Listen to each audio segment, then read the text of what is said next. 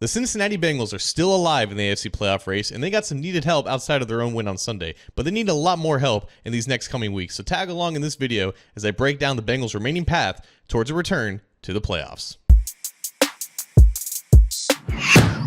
Hi again, Bengals fans. John Sheeran of A to Z Sports Cincinnati here. The Bengals are winners of 2 games in a row, something I did not expect to be saying at this point of the season. But win number 6 came in Nashville thanks to a 37-27 wacky victory over the Tennessee Titans. A combined 36 penalties and turnovers for both teams in this game. One of the weirdest games I've seen in quite some time. It seemed like every other play was a turnover. Now, the Titans are, of course, terrible. No offense to Brian Callahan, but Will Levis is the definition of erratic quarterback play. This is just another bad team that the Bengals had the pleasure of facing. They are 6-1 this year against losing teams. But what better time of the year to rack up wins against bad teams when your playoff hopes are hanging on by a thread? And the Bengals managed to increase their playoff odds after this game, and they got some help along with it. Because while the Bengals were wrapping up matters in Nashville, you had the Miami Dolphins playing the Houston Texans at the same time, and Tua Tagovailoa had his 3rd turnover of the game with under 2 minutes left, leading to a Dolphins loss to the Texans. And this is huge because the Dolphins are one of a handful of teams that the Bengals need to lose at least twice before the conclusion of the regular season. The Dolphins can still win out and get to 9-8. If the Bengals are also 9-8, the Dolphins would get in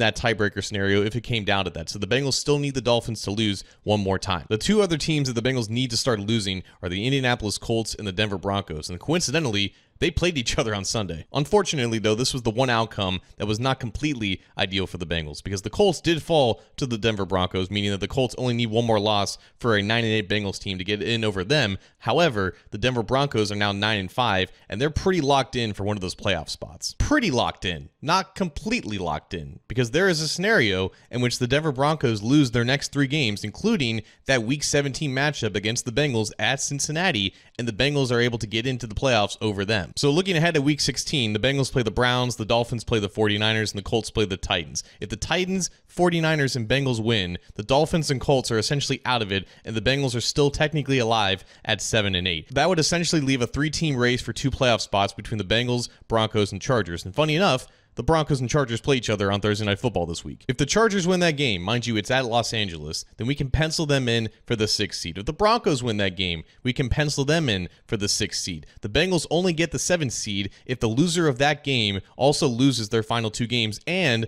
the Bengals win out. That's a lot of hypotheticals and team names and in general just words that I threw out there. So to simplify things, the Bengals 100,000% need to win out. They cannot get into the playoffs at 8-9. They need to be 9-8. They need at least 1 loss from both the Miami Dolphins and the Indianapolis Colts. They need at least 2 losses from the Denver Broncos, including that Week 17 matchup in which the Bengals need to win. It doesn't really matter what the Chargers do. They can win out, get the 5 seed at 11-6, and the Bengals can sneak in as the 7th seed. That was almost a tongue twister. So yeah, 1 loss from Miami and Indianapolis, 2 losses from Denver. Bengals win out.